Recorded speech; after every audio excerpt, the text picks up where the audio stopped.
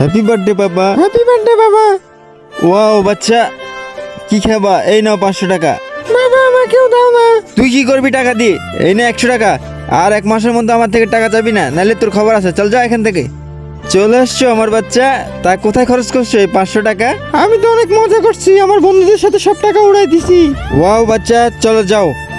আর তুই কি করছিস এই 100 টাকা? নাকি টাকাকে ভালোবাসো না মাকে ভালোবাসো? যদি টাকাকে ভালোবাসো তাহলে কিছু করার দরকার না, আর যদি মাকে ভালোবাসো তাহলে অবশ্যই একটা লাইক করে দিবা, আর চ্যানেলটিকে সাবস্ক্রাইব করে দিবা, আর মায়ের জন্য একটা কমেন্ট করে দিবা।